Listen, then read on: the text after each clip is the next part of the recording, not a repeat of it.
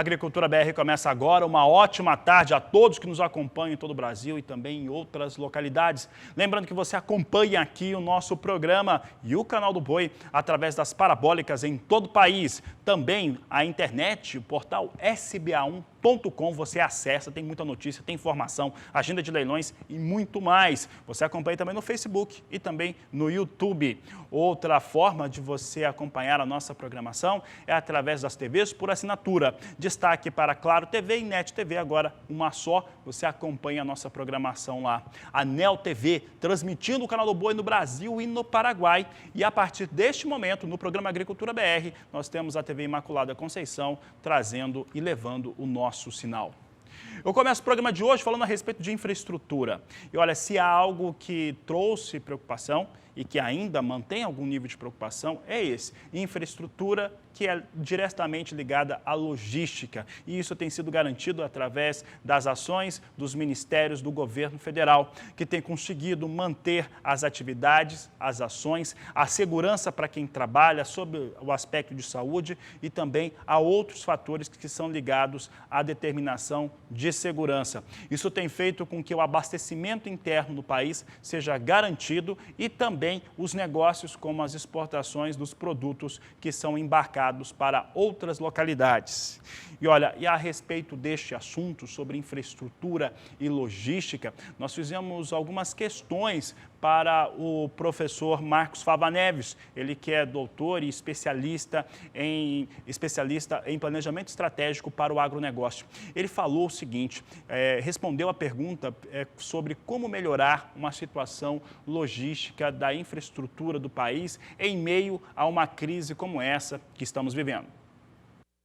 Muita coisa caminhando bem na área de infraestrutura e logística. Eu gosto muito do trabalho desse ministro, ele é silencioso, ele é técnico, cuida da pasta dele, evita falar coisas que não estão na alçada da pasta dele para não criar confusões e o trabalho muito bem feito.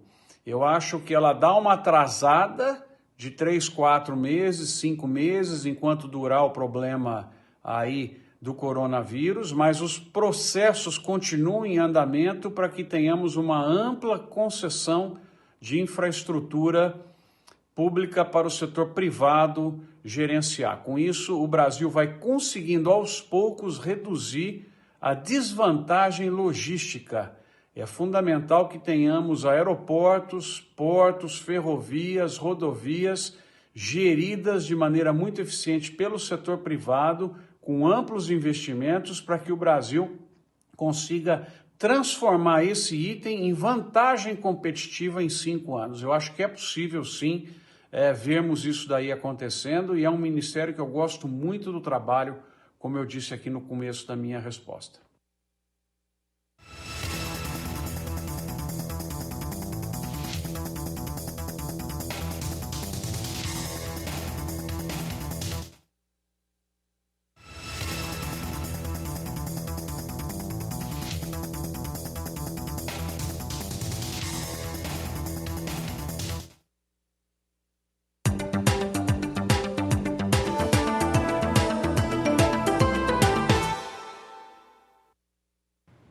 Falamos agora a respeito da colheita da soja no Brasil.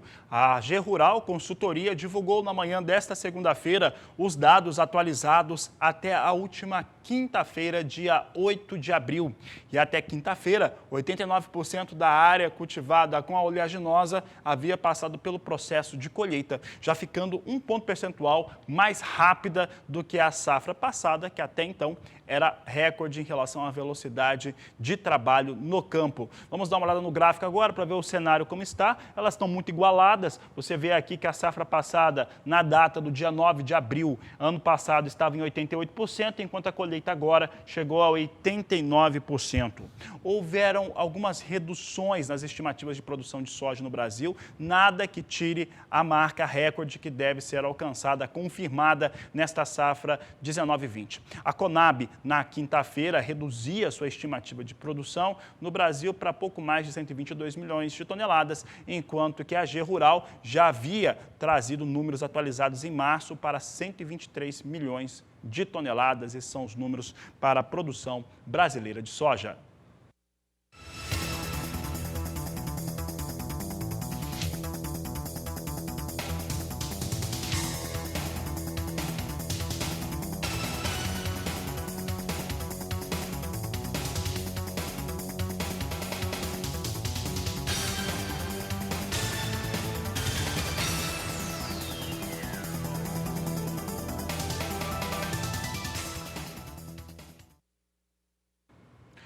E olha, eu tenho dito já há algum tempo que as exportações brasileiras de soja seguem num ritmo extremamente forte. O agronegócio segue andando de uma maneira muito interessante. No caso da soja, no mês de março, por exemplo, de acordo com os dados da Secretaria de Comércio Exterior, que foram divulgados, foi o segundo melhor mês da história em relação aos embarques de soja.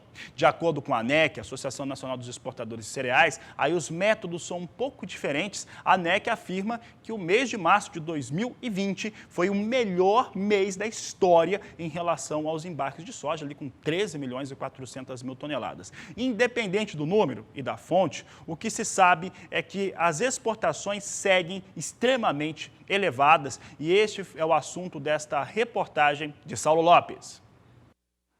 A soja continua sendo o nosso principal player de exportações. No ano passado, nós apuramos em receita 36 bilhões de dólares. E os produtores, todos reunidos na ProSoja, a Associação dos Produtores de Soja do Brasil, neste momento complicado, continuam a produção, continuam apostando aí em fertilizantes, aumentando a área plantada. A Conab divulgou números que mostram que a safra 2019-2020 de soja deve chegar a 122 milhões de toneladas do grão. Nós conversamos com Bartolomeu Braz, presidente da ProSoja, que vai nos falar um panorama, do produto neste momento. Vamos embarcar com ele nesse assunto. As nossas exportações para os nossos mercados consumidores, principalmente a China, elas têm sido de janeiro até março. Nós exportamos mais de 21 milhões de toneladas de soja. Isso quer dizer o quê? Que é recorde nas exportações. Então, e nós estamos aí diante de 3 meses de coronavírus. Então, a nossa demanda mundial continua firme. A soja vai continuar sendo o carro-chefe do Brasil nas exportações.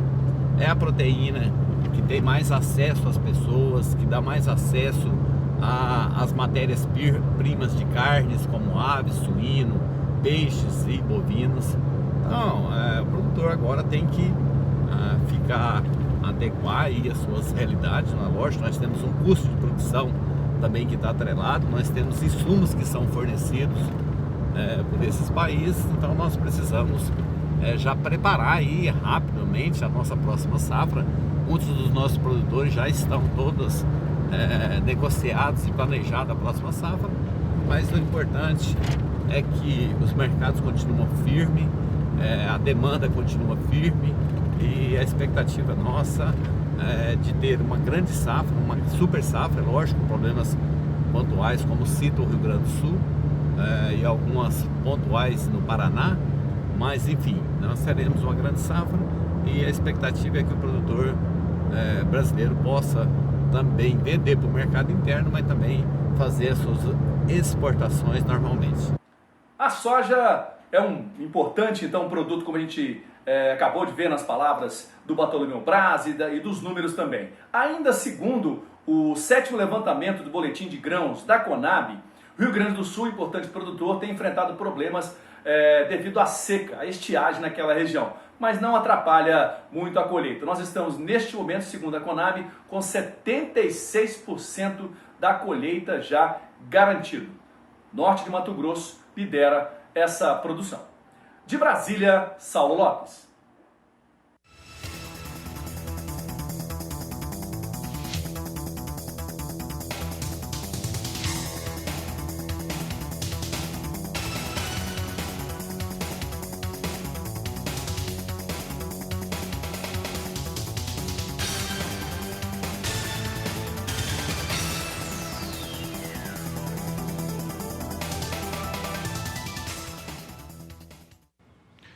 E olha, vamos falar agora de um assunto que a gente não fala já há algum tempo, que é o acordo comercial entre China e Estados Unidos. De acordo com o embaixador chinês lá nos Estados Unidos, entre os norte-americanos, esse acordo está sendo costurado, continua sendo trabalhado por parte tanto de norte-americanos quanto também de chineses. A afirmação foi feita a uma publicação, a um jornal, o Global Times. Entre os fatores apontados por esse embaixador está a sequência das compras de produtos agropecuários dos Estados Unidos feitos por parte da China. A China segue fazendo essas aquisições. O fato é que alguns números, algumas situações, elas pararam de andar durante um tempo por conta desta situação criada especialmente pelo coronavírus. Um outro elemento que destacamos aqui no Agricultura BR fica por conta dos fatores ligados aos Estados Unidos em torno dessas aquisições. Os norte-americanos têm feito compras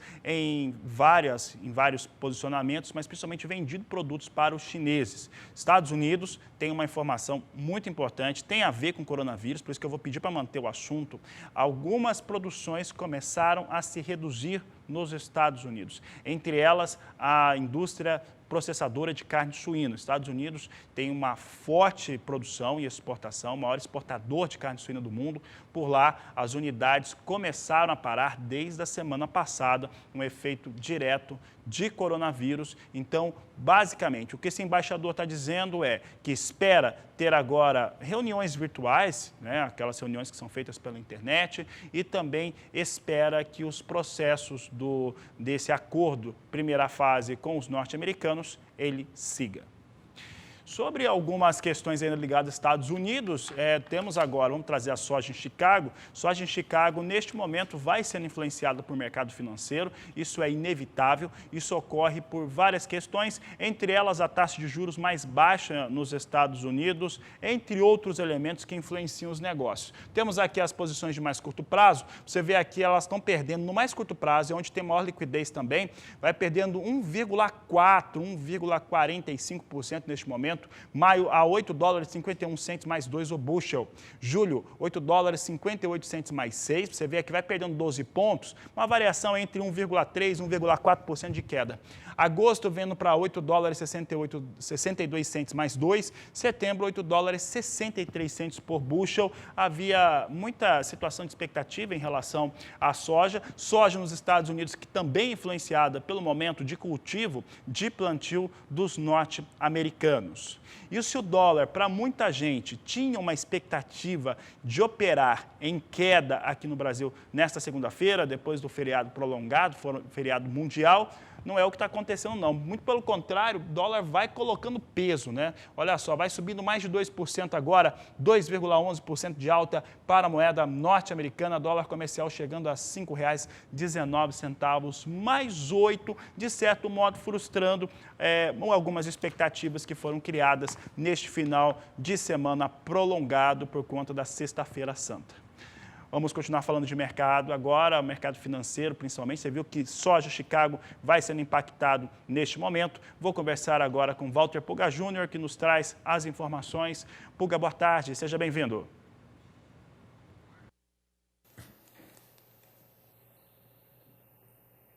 Boa tarde a você, boa tarde a todos. Bom, o que nós temos hoje é o dólar de novo ampliando alta frente ao real, porque há em todo o mundo preocupações com o que ocorre no mercado do petróleo, que vai alterando as commodities em geral. A alteração no preço do petróleo altera as outras commodities e o impacto da pandemia na economia mundial. Bom, a pesquisa Focus do Banco Central avalia que no final deste ano, em geral, os economistas ouvidos pelo Banco Central na pesquisa Focus apontam que o dólar termina este ano a R$ 4,60, ou seja, há uma expectativa de que o dólar, mesmo em alta agora, perto de R$ 5,20, recue para R$ 4,60 no final do ano. Mas, de outro lado, a expectativa daqueles 5, os chamados top 5, os 5 economistas que mais acertam dados, prognósticos na pesquisa Focus, estimando aí que o dólar vai estar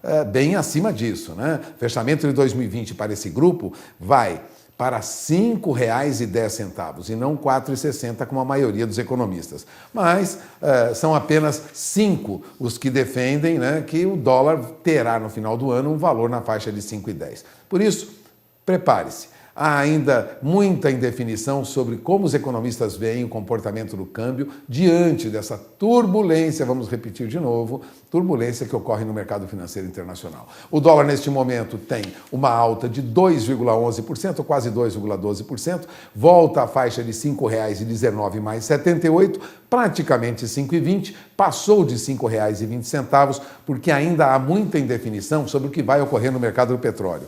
Parece que não influencia, mas influencia sim. A Organização dos Países Exportadores de Petróleo, a Rússia e outros países produtores concordaram domingo com um corte na produção em volume. Né? Cortar a produção de petróleo, que representaria aí um corte de até 10% na oferta mundial de petróleo. Isso para dar sustentação aos preços. Mas, de outro lado, os preços não reagiram. Mesmo com essa decisão, hoje o mercado trabalhava com o dólar em alta, lógico, mas o petróleo em queda. Em alguns momentos, o petróleo no mercado futuro vinha em queda, ou seja, não será o petróleo neste momento que vai mudar de preço rapidamente por conta de uma oferta menor de petróleo no mercado mundial. Agora, o Banco Central continua fazendo a sua parte, vai agora mostrando ao mercado mais 10 mil contratos de swap cambial tradicional, com um vencimento lá em outubro, ou seja, joga dólares no mercado, depois recolhe em outubro, tudo isso para evitar uma alta mais acentuada do dólar. Enquanto isso, o que acontece com as principais bolsas do mundo? Na Europa, a perspectiva de uma redução do avanço do coronavírus, as bolsas reagem positivamente. Mas, de outro lado, na Ásia, a expectativa de retomada do surto em algumas regiões, ou seja, crescendo o número de casos na Ásia, as bolsas vieram em queda. Muita preocupação nessa segunda-feira, de modo que a Bolsa de Tóquio, principalmente no Japão, né, muita preocupação com o governo japonês, a Bolsa de Tóquio recuou 2,33%. O índice Hong Kong não operou hoje, permaneceu fechado, então não temos o índice Hang Seng da Bolsa de Hong Kong, a Bolsa está fechada, mas em Xangai a Bolsa perdeu quase 0,5%. Em Seul o índice Kospi também recuou quase 2%, nas outras bolsas também. Enquanto na Europa temos uma alta, né, na Ásia temos uma queda. E o que acontece neste momento nos Estados Unidos? As bolsas vêm em baixa, há muita preocupação com os efeitos da pandemia na economia e lá as bolsas operam em queda. Aqui não é diferente. A nossa bolsa recua agora 0,65%, chegou a recuar mais, chegou a baixar para 76.400 pontos, está oscilando, mas tome nota, enquanto a nossa bolsa perde um pouco e acompanha o que ocorre nos Estados Unidos neste momento, alguns papéis de empresas do agronegócio vêm em alta. Entre as maiores altas nós temos agora, vamos acompanhar, nós temos papéis do Marfrig, papéis do JBS que vêm em alta neste momento. E outra empresa que também tem papel em alta é a Suzano, papel e celulose. Então nós temos alta para as ações do Marfrig, alta para as ações da Suzano, alta para as ações da JBS, agora há pouco estava entre as maiores altas, esses papéis que são negociados na Bolsa. De outro lado, essa preocupação com o petróleo traz papéis da Petrobras em queda. De olho na informação, porque o mercado está oscilando muito, oscila demais nesse período. É uma segunda-feira de nova acomodação no mercado, com a nossa Bolsa em queda e com o dólar em alta. É esperar até o final do dia para ver se alguma notícia muda essa perspectiva. É com você, Fabiano. Obrigado, Walter Pulga. Uma boa tarde a você. Daqui a pouco ele volta. Por aqui, o Agricultura BR vai para trazer para você agora informações da soja negociada nos portos, antes do intervalo, quase eu chamei o intervalo antes. Mas olha só, vamos dar uma olhada então como é que vem soja sendo negociada nos portos. Hoje nós temos dólar em alta aqui no Brasil, por outro lado, soja recua em Chicago. E olha o que nós temos aqui, nós temos valores em alta, comparando o que nós tínhamos na quinta-feira. Você vê aqui Santos com valor a R$ 102,50 a saca de 60 quilos, Paranaguá R$ 103 por saca, são os números que eu destaco agora para os portos brasileiros com as informações da Grãos Corretora. E no Mato Grosso do Sul estão abertas as inscrições, o processo para o Programa de Desenvolvimento do Agronegócio. Para saber um pouco mais a respeito deste assunto, você vai ver agora o entendimento do superintendente da Secretaria de Agricultura do Mato Grosso do Sul, Rogério Beretta, que enviou as informações para a nossa equipe de reportagem, para o repórter Vinícius Souza. Além dos programas que a Semagro tem de incentivo à pecuária, ela também vem desenvolvendo programas que incentivam a agricultura. Para falar um pouco mais sobre esse assunto, o Rogério Beretta está aqui do meu lado. Rogério, eu quero agradecer a sua participação. Eu já começo te perguntando sobre esse programa, como que ele funciona? A Semagro tem já tradicionalmente os programas de incentivo do agro, que nós chamamos de PDAgro, e dentre esses programas de incentivo, a gente tem o programa de incentivo à cultura do milho, à cultura do algodão, à cultura do amendoim, do feijão e do girassol. Então esses programas, eles incentivam o produtor na medida em que o produtor atinge um nível de produção por hectare e aí ele é incentivado no modelo de retorno sobre parte do ICMS que seria pago pela indústria. Tá? No momento nós estamos trabalhando arduamente no cadastramento dos produtores que estão realizando o plantio de milho safrinha. O programa PDAgro do milho, ele prevê que todo produtor que queira se cadastrar no programa, ele precisa mandar a documentação aqui na Semagro até 30 dias após o plantio do milho. Então nós estamos em fase final de cadastramento dos produtores que depois vão fazer um acompanhamento da safra e vão fazer um laudo final de produção e baseado no laudo final de produção é que a gente vai ver se ele atingiu o nível desejado e qual será o valor do incentivo que ele irá receber após a colheita. Como que essa contribuição tem auxiliado o produtor lá no campo? Olha, no momento em que a gente tem produtores altamente tecnificados e a tecnologia implantada na agricultura aqui do estado, ela implica em aumento de custo, porque você tem a parte de tecnologia de máquinas, tecnologia de monitoramento de clima. Então, os produtores têm um alto custo. A lavoura do milho safrinha é uma lavoura de alto risco, porque ela agora, principalmente nesse ano em que ela foi plantada tardiamente, por causa do atraso na colheita da soja, e então o produtor que tem custo alto, risco alto, quando você oferece um programa de incentivo, é uma oportunidade dele poder ganhar alguma coisa ou minimizar perdas nessa fase de segunda safra, que nós chamamos, ou safrinha do milho. Tem alguma previsão de como que essa safra deve ficar nesse ano?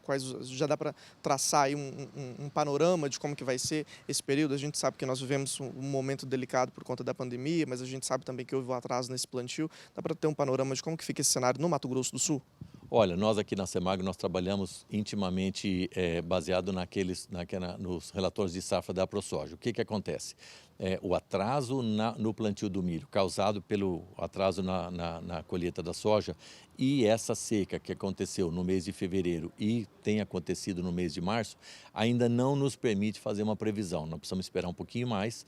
A área plantada, a gente espera que fique aí em torno de 60%, 65% do que foi plantado de soja, ou seja, deve dar em torno de 1.800.000 a 2 milhões de hectares de milho plantado, mas para a gente falar em expectativa de produção está um pouco cedo. Então nós precisamos esperar definir a área plantada, definir um pouco essa questão do quanto afetou essa seca no início da fase do milho, para depois a gente fazer uma previsão.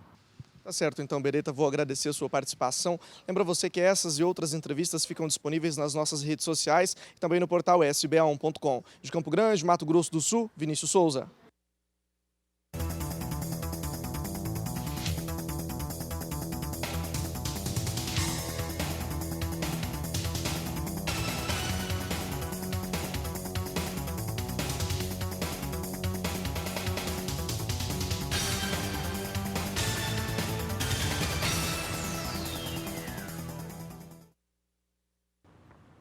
Olha, o plano safra da campanha 2020-2021 deve mesmo ser antecipado. E este é o assunto que eu falo agora com Walter Pulgas Júnior, entre outros. Pulga, já tem algumas semanas que esse assunto ganhou forma, tem ganho defesa e parece que tem sido bem visto pelo Ministério da Agricultura.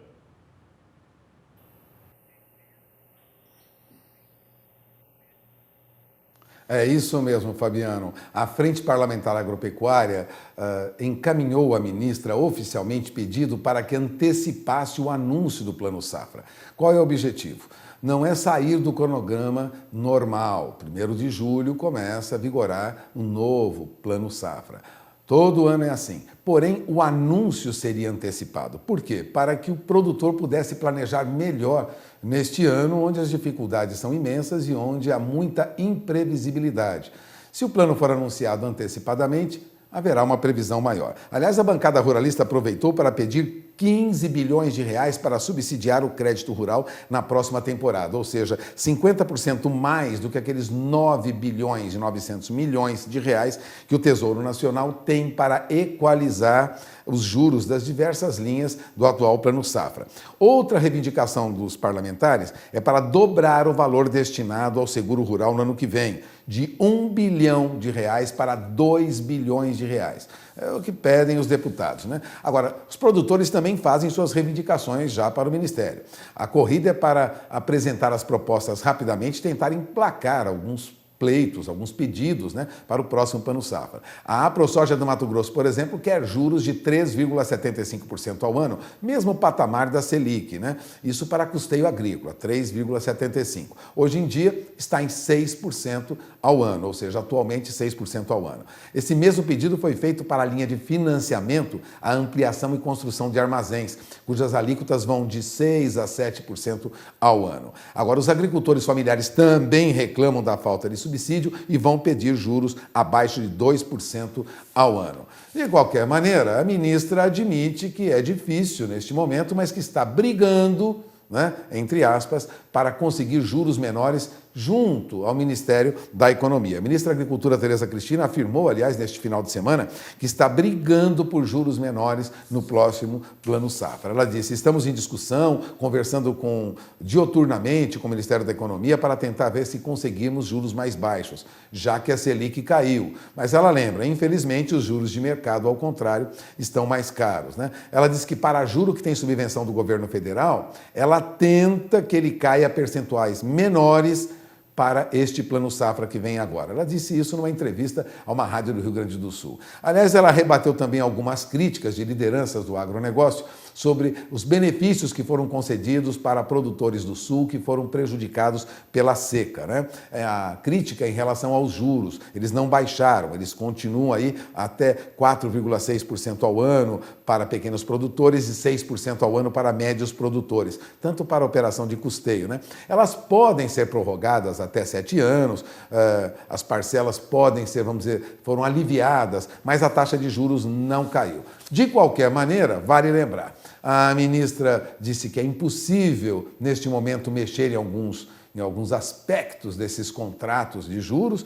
e a Federação da Agricultura do Rio Grande do Sul avaliou que, de fato, 200 mil produtores gaúchos podem ser beneficiados por essas medidas econômicas anunciadas já na semana passada pelo governo federal, né? As medidas são aquilo que pedimos, trazem grande alívio, porque os produtores não precisarão pagar este ano, então já foram prorrogadas para o ano que vem. Estimamos, diz a Farsul, Antônio Luz, né, que aliás é economista-chefe da Farsul, estimamos que serão renegociados 5 bilhões de reais. Para quem teve prejuízo por falta de chuva, vale ressaltar, né, as parcelas de custeio com vencimento agora em 1º de março e fim de 2020 terão prazo, vou repetir, de 7 anos de parcelamento com entrada em 2021. Portanto, há aí um alívio, pelo menos a princípio, para os produtores gaúchos e agora espera-se antecipação do anúncio, pelo menos do anúncio do Plano Safra. Planejamento ficaria mais fácil, não, Fabiano? É isso que reivindica a Frente Parlamentar Agropecuária e alguns produtores, algumas entidades que representam produtores.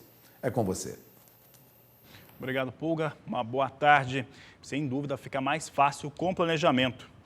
A Agricultura BR agora traz para você informações a respeito do mercado do milho lá nos Estados Unidos. Você confere comigo como é que vem as posições sendo negociadas agora. Nós temos milho norte-americano cedendo também quase 1% no mais curto prazo. Maio vem com $3,29 mais 4 bushel. Julho, $3,34 mais 2. Setembro, $3,38 mais 6. Dezembro, $3,48 o bushel. A situação com o milho nos Estados Unidos é muito preocupante por conta das situações criadas pela crise do petróleo, Arábia Saudita e Rússia, a disposição de mais combustível nos Estados Unidos, né, de petróleo. E olha, ainda hoje eu vou trazer uma entrevista aqui com um norte-americano, no qual ele fala o seguinte: por lá metade das usinas, quase metade das usinas que trabalham com a produção de etanol com base de milho paralisaram as suas atividades e pelo menos outros 30% devem parar. Dessas que já pararam, muitas acreditam que não voltarão ao negócio. Com isso, estoques de milho norte-americano, assim como a gente viu no relatório de oferta e demanda, que eu trazia na quinta-feira à tarde, na edição das 16 horas, é extremamente expressivo e mexe demais com o mercado de milho.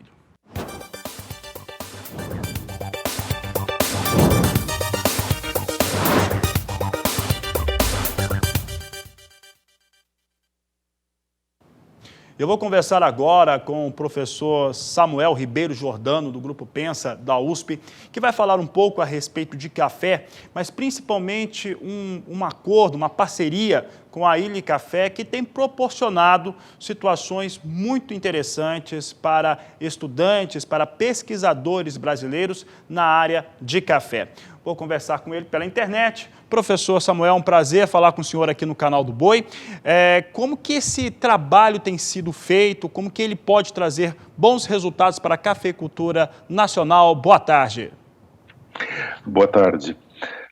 Esse é um projeto que começou uma parceria entre a Ilha Café, torrefadora italiana, e o Pensa, que é o Centro de Conhecimento em Agronegócios da Fundação Instituto de Administração da FIA. É uma escola de negócios bem conhecida, com mais de 30 anos. E esse nosso projeto começou há 20 anos. Exatamente ontem nós fizemos 20 anos de existência. Então, é um projeto de geração de conhecimento e difusão desse conhecimento para a comunidade cafeeira. Tá certo, professor Samuel. E ele já acontece há algum tempo. Quais resultados que esse trabalho, que essa parceria tem trazido para a pesquisa na área de café, para a cafeicultura nacional? Então, nós temos duas vertentes nesse projeto, que uma delas é educacional e a outra é de geração de pesquisa mesmo.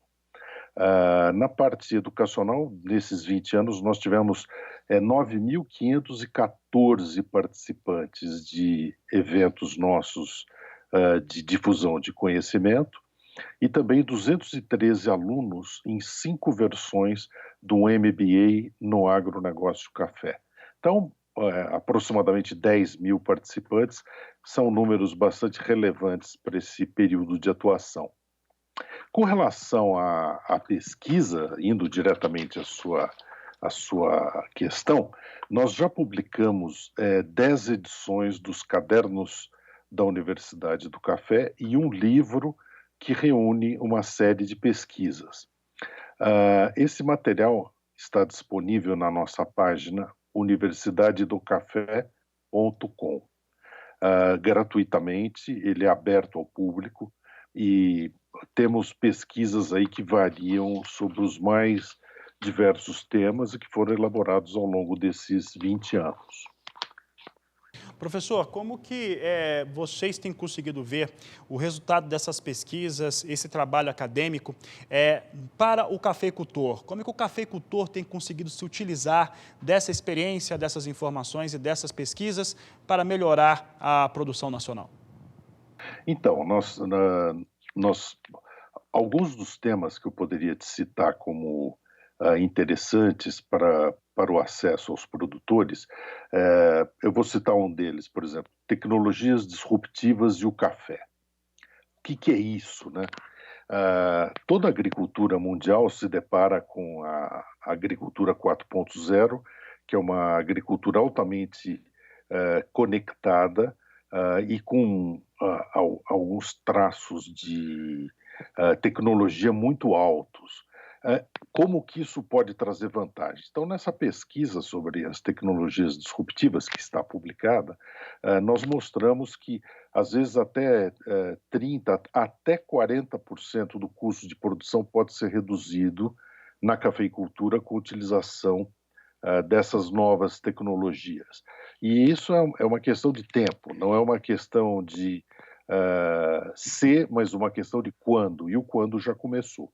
Claro que de uma forma ainda relativamente lenta, mas a alta tecnologia já vai chegando às mãos dos produtores. E nós mostramos nessa pesquisa uma série de exemplos e uma série de vantagens, tá?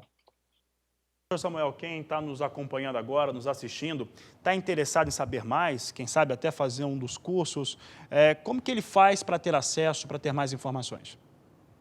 Então, eu recomendo que entre na universidadedocafé.com, que é o site, né? É só escrever isso no Google que aparece o nosso endereço, e aí ele vai se deparar, então, com as nossas publicações e com tudo que nós temos produzido na Universidade do Café, que fica então, à disposição desses produtores, né? Um fato que eu gostaria de mencionar é que a última pesquisa que nós fizemos se refere à nova assistência técnica, tanto para a agricultura quanto para a cafeicultura. Então, nós analisamos com bastante profundidade quais eram as vertentes de assistência técnica e extensão rural. Porque nós nos deparamos com uma questão que foi chave na pesquisa, que era a seguinte: a assistência técnica pública acabou, existe só a privada, como é que funciona isso? Então havia uma série de questionamentos, como que é o trânsito dessa informação de tecnologia que é gerada nas universidades, nos estudos de pesquisa, até chegar ao cafeicultor. Então, nós dissecamos esse assunto e eu acho que tem um material muito importante e interessante, e quero crer que as agências de assistência técnica e extensão rural estaduais e mesmo a Agência Nacional de Assistência Técnica e Extensão Rural, a Anatel, estão bastante interessados, tanto é que participaram dessa pesquisa. Tá certo, professor Samuel, eu agradeço a sua participação, a sua entrevista aqui no Canal do Boi. Disponha sempre que quiser. Um ótimo dia. Um ótimo dia, obrigado, professor.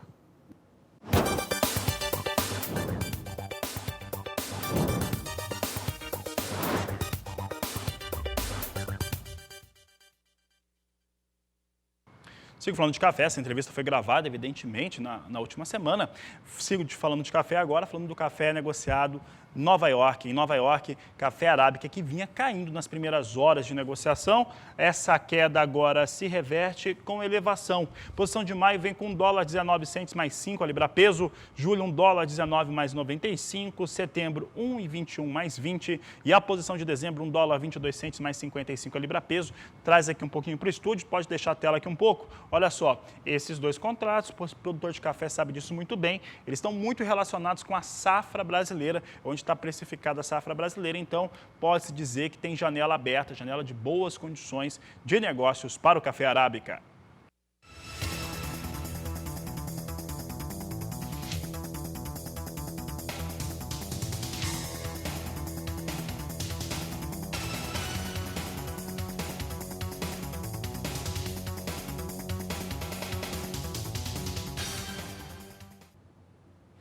Você vai saber agora de uma pesquisa importante desenvolvida pela Embrapa, que traz o sequenciamento, de uma praga que está relacionada à lagarta, que atinge diversas culturas, como soja, como milho, como algodão, entre outras. Você acompanha agora como que foi feito esse trabalho e quais impactos que ele deve trazer para a produção agrícola do país. Metarhizium rile é um fungo que possui uma grande importância econômica, principalmente para os agricultores, porque ele infecta lagartas de diversas espécies, como a lagarta da soja, a lagarta falsa meideira, a lagarta do cartucho do milho e a helicoverpa. Ele ocorre durante os meses mais úmidos, desde dezembro até abril, ou seja, no período no verão, e ele infecta um grande número de indivíduos, eliminando a maior parte da população nas lavouras. Ele, inicialmente, a lagarta que mata fica de uma cor branca e, posteriormente, se a umidade, o fungo esporula e a lagarta fica com uma cor verde clara. Esse fungo foi sequenciado em colaboração com a Universidade de La Plata, na Argentina, e a Embrapa Soja, e esse conhecimento vai permitir identificar as raças, as cepas do fungo que apresentam comportamentos diferentes. seja, por exemplo, na resposta a fungicidas, que são utilizados no controle de ferrugem asiática, apresentando maior ou menor tolerância. Também vai permitir associar os genes com as diferentes características do fungo, como a especificidade, conhecer o modo de ação, conhecer diversas características que contribuem para desenvolver um produto à base desse fungo como bioinseticida. A vantagem desses bioinseticidas são que são específicos, seletivos e não provocam efeitos colaterais como acontece com os inseticidas convencionais. Todo esse conhecimento permite de que esses bioinseticidas sejam aprimorados, melhorados e também aumentar sua eficiência para um controle mais adequado.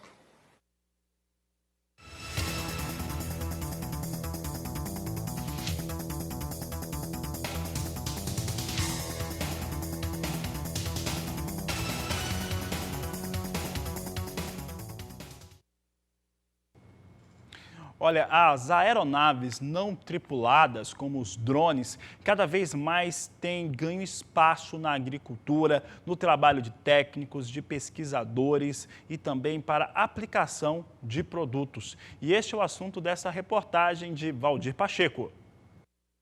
Existem ferramentas tecnológicas hoje à disposição da agricultura que estão se tornando verdadeiros aliados aos produtores rurais. Uma delas, de suma importância hoje, é o VANT, o veículo aéreo não tripulado, que dá para mapear toda uma área, diagnosticar toda uma área e trazer informações que possam auxiliar o produtor na sua tomada de decisão. E quem vai nos falar melhor sobre essa tecnologia agora dos VANTs é o engenheiro aeronáutico, o engenheiro mecânico Quintino Romanha. Olá, Quintino, obrigado aí por aceitar o nosso convite, seja muito bem-vindo. Eu é que agradeço de estar participando, então, com vocês aí. Uma grande satisfação deixar um pouco de informações. Então, é verdade, né? Então, os VANTs, veículos aéreos não tripulados, também conhecidos ou mais bem reconhecidos hoje pelas normas da ANAC, de ARP, Aeronave Remotamente Pilotada. Então, o que significa isso? São equipamentos que voam e eles transportam, né, dentro desses equipamentos sensores, né, de vários objetivos. Então, basicamente, hoje você tem como ARP, né, algumas aeronaves que são chamadas de multirotores ou aeronaves que decolam na vertical. Essas aeronaves ela têm uma capacidade, então, de operação em lugares bem mais apertados, né, com pouca condição de decolagem. E elas são conhecidas, então, pela facilidade de transporte, a facilidade operacional, né? Não existe uma condição técnica muito grande, e elas também fazem o trabalho. E aí, por outro lado, você vai, então, ter os aviões chamados de asa fixa, que são aeronaves que geralmente, né, usam um motor só e uma asa, né, no formato de um avião. Basicamente, as duas aeronaves, elas levam, né, a bordo sensores. Então, Quintino, os asas fixas seriam aqueles para tiros mais longos, para áreas maiores, né? Áreas assim, acima de 10 mil hectares, por exemplo, que dá para fazer uma quantidade expressiva durante o dia, dando os tiros, ida e vinda em cima de cada talhão, ok? Mas agora eu queria te perguntar o seguinte, que você falasse dessa tecnologia que está agregada a essas aeronaves, como sensores, câmeras especiais também para poder registrar a área, né? Isso. Então, você tem alguns grupos, né, de sensores. Os mais básicos são chamados de RGB, né? Dá uma sigla inglesa, né? Red, Green, Blue, que são imagens coloridas normais. É a mesma imagem que teu celular, né?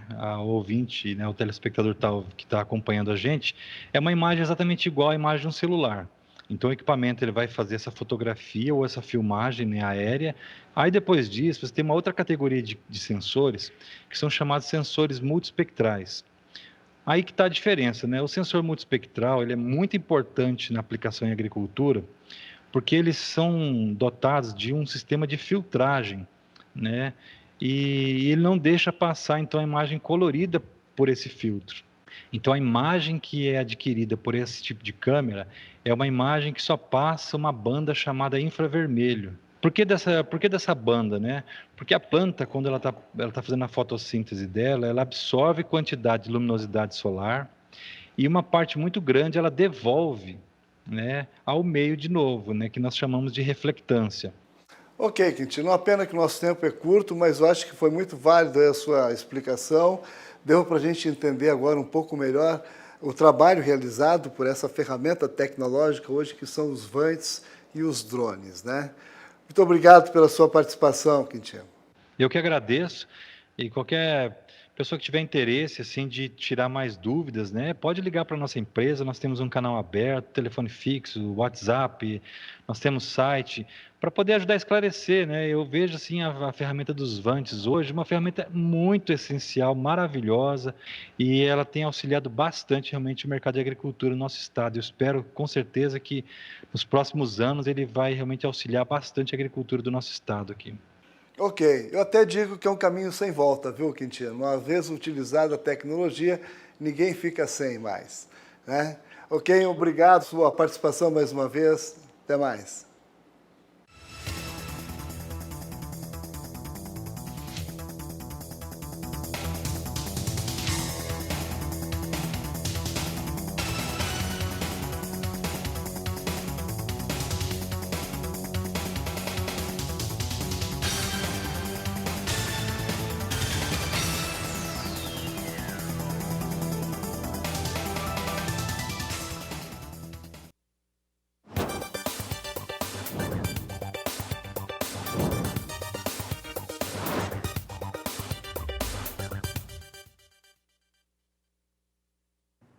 Vamos falar agora sobre tecnologia e como que a tecnologia consegue levar melhores resultados ao campo, seja nas culturas agrícolas, seja na pastagem. Para falar a respeito deste assunto, eu vou conversar com o sócio-diretor da Keep International, a Tyler Brush, que está no estado de Nebraska, nos Estados Unidos, e conversa conosco agora. Tyler, um prazer conversar contigo aqui no canal do Boi, e eu vou começar perguntando para você a respeito de como que o desenvolvimento dessa tecnologia, ela conseguiu trazer melhores resultados para os produtores rurais norte-americanos. Eu acho que a gente precisa olhar um pouco para trás. Essa tecnologia começou quase 25 anos atrás na fazenda do Mr. Kip Cullers, em Missouri. E o Kip começar a brincar com vários produtos, tentando aumentar a produtividade dele nas fazendas dele e nos vizinhos dele. E com esse trabalho dele, pesquisa, ele conseguiu ver algumas coisas que ajudou ele nesse desafio para aumentar a produtividade dele. E ele começou a brincar com várias formas de tecnologia, fazendo um cocktail para tentar chegar num nível maior na produtividade dele. Então, com isso, começou. Como nós sabemos que muitas coisas acontecem pela curiosidade das pessoas. Então, nesse caso, ele começou a experimentar com várias coisas, e a ideia dele é como é que a gente consegue aumentar a fotossíntese. Se nós conseguimos essa planta segura e trabalhar a fotossíntese mais, o metabolismo da planta corre melhor, obviamente esse vai responder com uma produção maior. Então, ele começou com essa filosofia, e logo após vários anos de testes e experimentos, ele conseguiu ver resultados. E cada ano ele mexeu um pouco até chegamos num produto que podemos funcionar em qualquer cultura, porque todas as culturas precisam só luz para fotossíntese. Então, não depende do CEP. América do Sul, Estados Unidos, Europa, qualquer país, qualquer planta precisa de fotossíntese para produzir, para viver.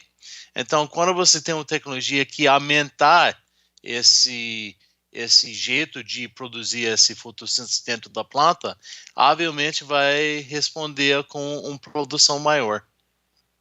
Tyler, dá para dizer que esse processo todo, que a planta ela pega essa energia, essa luz do sol, mais os nutrientes do solo, somado à água e converte isso no seu crescimento.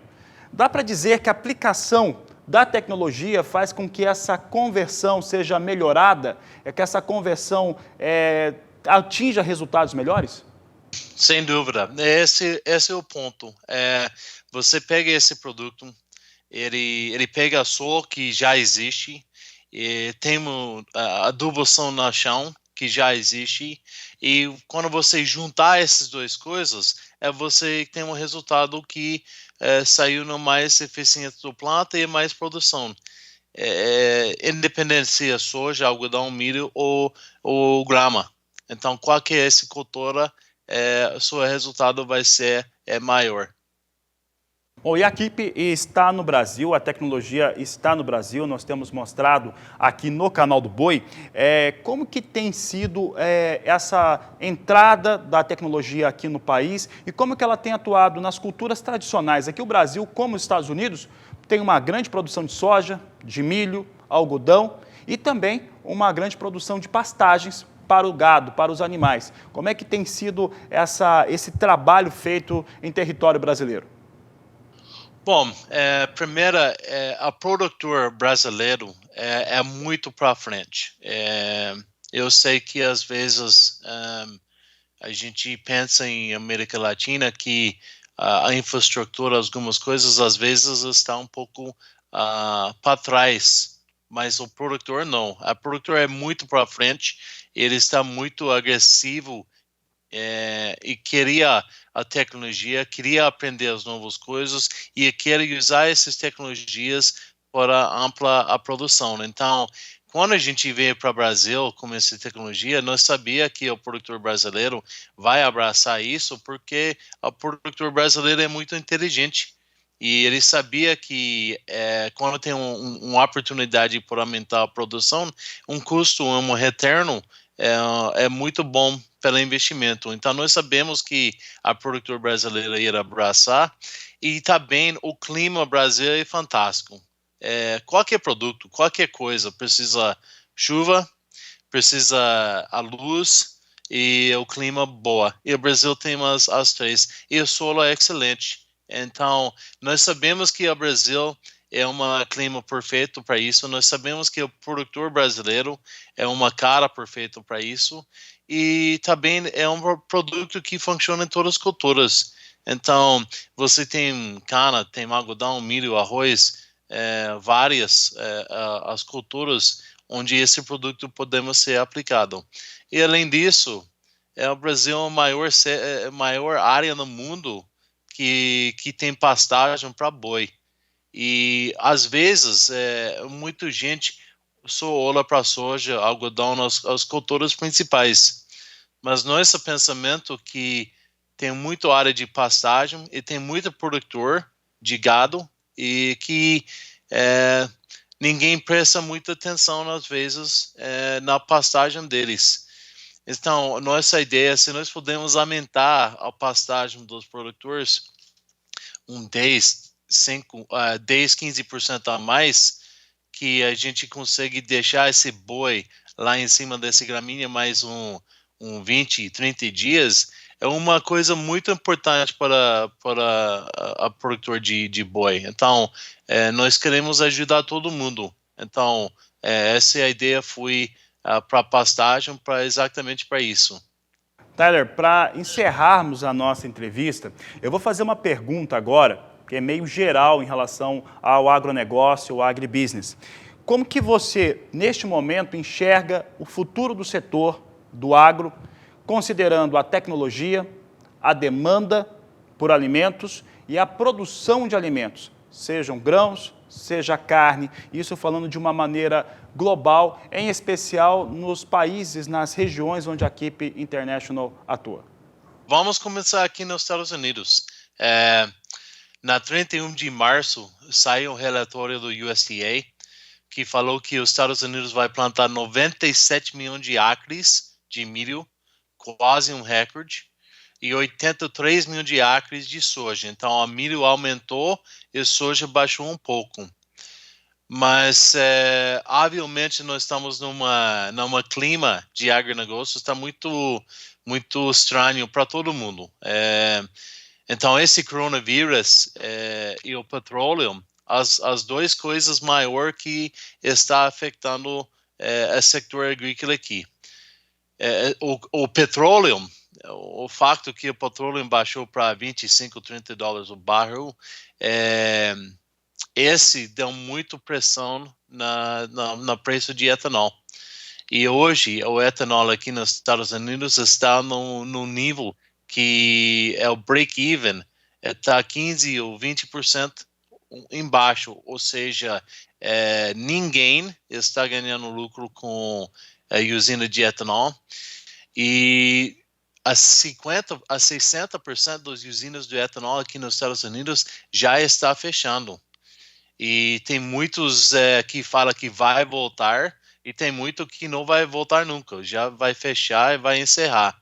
E tem um risco que os outros 40% e 50% irá fechar também. Então, pensa assim, a 35% a 40% de milho que está produzido nos Estados Unidos vai para uma usina de etanol. Se você tirar essas usinas nesse mercado dos Estados Unidos, a gente vai sobrar milho aqui e não vai ter um lugar. Então, esse preço de milho que está muito baixo, está bem baixo do break-even hoje para produzir milho aqui. Então, esse problema com o etanol aqui nos Estados Unidos é uma coisa muito séria mesmo. Para outro lado, o preço de soja também está abaixo do break-even aqui. Então, todo mundo fala, o produtor vai plantar milho ou vai plantar soja? O milho, se a milho sobe, você tem uma oportunidade de ganhar um pouco mais. Mas, no outro lado, a soja custa menos de produzir. Mas é até difícil aqui mesmo nesse setor agrícola dos Estados Unidos pelos esses fatores fora do normal. Tá certo, Tyler. Em relação a essa atuação no Brasil, em relação ao resto do mundo, principalmente a demanda, que a demanda ela continua muito aquecida, em especial por soja e por carnes. Quais são as suas perspectivas? Eu acho que o mundo precisa comer, e mais que nunca o mundo quer assegurar uma alimentação segura e boa de qualidade. Então, eu não vejo que esse demand vai cair muito. Pelo contrário, eu acho que todo mundo que estava meio trancado em casa no mundo, todo mundo vai continuar de consumir esses alimentos, e até você vão ver que o povo queria saber o que eles comprar para comer, que está saindo num lugar bem seguro. Então, eu acho que mais que nunca que a alimentação vai ser uma coisa muito in demand mesmo, como sempre é. Mas, em geral, obviamente, a gente caiu um pouco a restaurantes, algumas coisas não estava servindo, tem muito aqui nos Estados Unidos fechado também, como eu sei, Brasil e no resto do mundo. Mas o povo precisa comer se está em casa ou se está fora. Então, eu acho que o demand vai continuar de ficar super forte. E quando você olha no Brasil, o Brasil, com esse valor de real, desse câmbio, o Brasil é muito mais um mercado melhor para exportar do que os Estados Unidos hoje. Então, você vai, na minha opinião, você vai continuar de ver a China e esses países comprar do Brasil, porque é uma commodity mais barato hoje para comprar de lá, e vai ser uma coisa para frente, só vai depender de preço. E hoje nos Estados Unidos é mais caro de comprar aqui. Então, acho que o Brasil vai continuar de exportar. e vai ter um demand em Brasil maior do que os Estados Unidos vai que continuar de expansão de soja e milho no país. Tá certo, Tyler. Eu agradeço sua participação aqui no Canal do Boi. Muito obrigado pela entrevista. Excelente. Obrigado.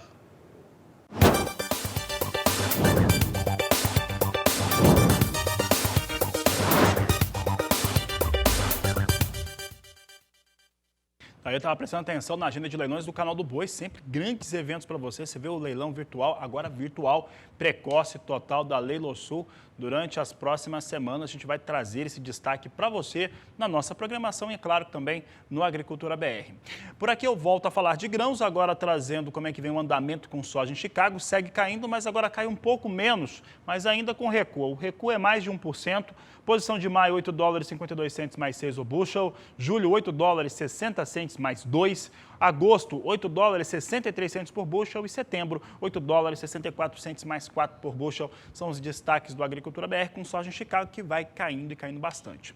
Quem via subindo acima de 2% aqui no Brasil era o dólar comercial. O dólar, na verdade, vem subindo hoje em todo o mundo por questões aí ligadas à economia, principalmente. Vamos saber como é que está o dólar.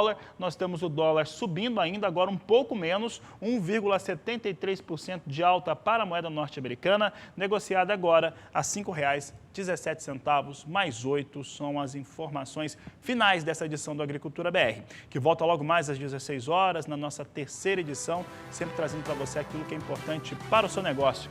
A todos, um grande abraço e até mais!